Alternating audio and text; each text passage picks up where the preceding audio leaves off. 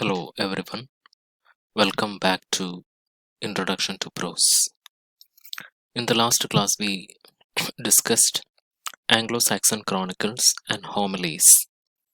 Today we are starting with Bible translations. When Christianity started spreading to various countries, the Bible was translated into languages of those countries. Latin was the language of early Bible. In England, it was translated into English. Various scholars tried to translate it into English.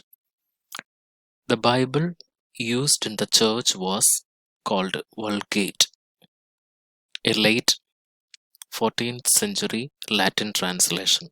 It was translated by a scholar named Jerome.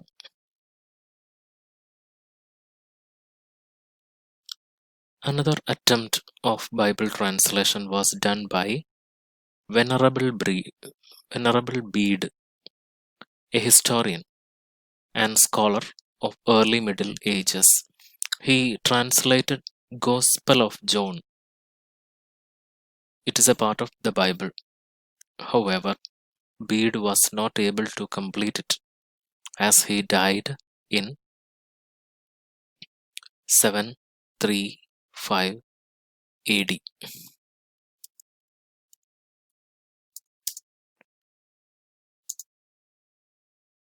The Bible was completely translated into English in 14th century.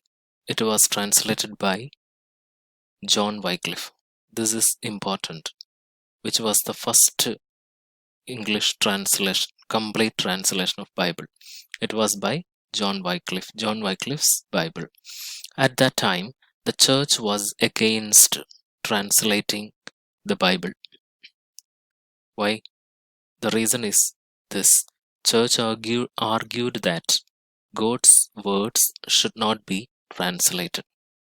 However, Wycliffe translated it. There are two versions of Wycliffe translation.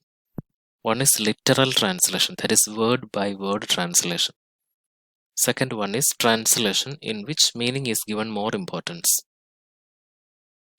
So this is important. The first complete translation of the Bible in English was done by John Wycliffe. You can see the cover page of the first translation. John Wycliffe's translation of the Holy Scriptures from Latin Vulgate.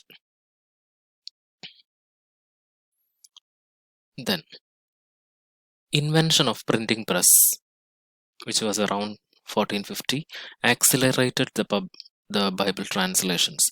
You might have heard about Renaissance. Renaissance was a great wave of intellectual change in the history of Europe. During Renaissance, the interest in the Latin classics increased. Naturally, many Bible translations occurred. This contributed many translations. Reformation, a major religious movement in Europe, also contributed to it. Another important translation of the Bible was done by William Tinsdale. He was a Greek scholar.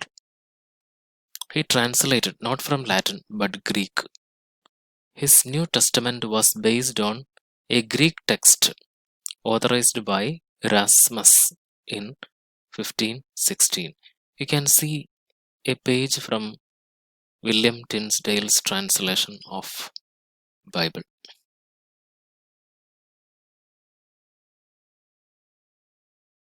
Tinsdale's translation of Bible was printed in 1526 and revised in 1534.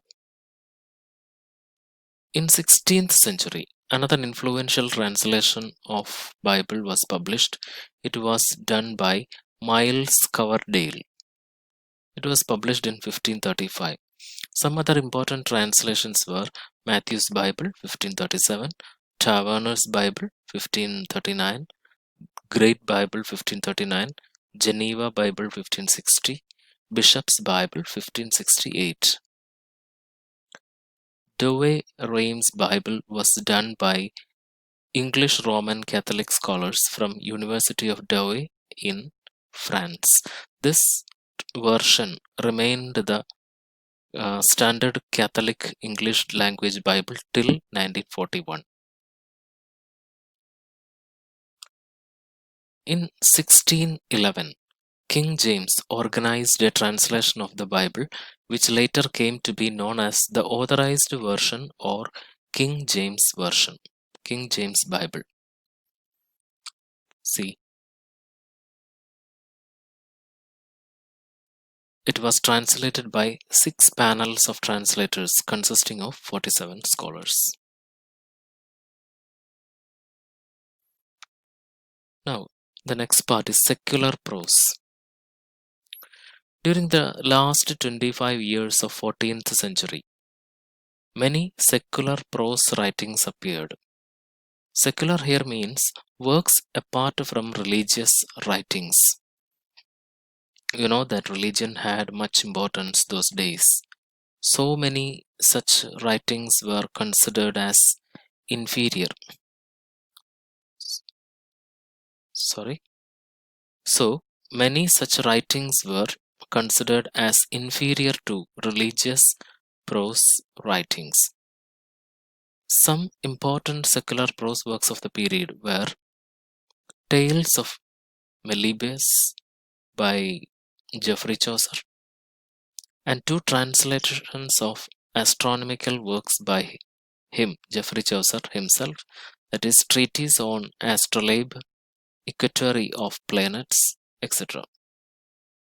Some other works were John of Trevisa's translation of Ranulph Higden's Polychronicon, which is a history book, Polychronicon, history book.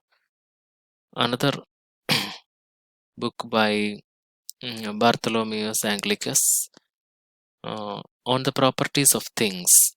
It was an encyclopedia. Another popular book of that period was The Voyage and Travels of Sir John Mandeville by Sir John Mandeville, is considered as the most popular secular prose work of that era. Brood Chronicle, which is anonymous, Chronicle of England by John Capgrave, on Governance of England by John Fortesque. These books used conversational prose. The real prose achievement of this period was Sir Thomas Malory's Book of Legends of King Arthur. It is called Les Mortes d'Arthur.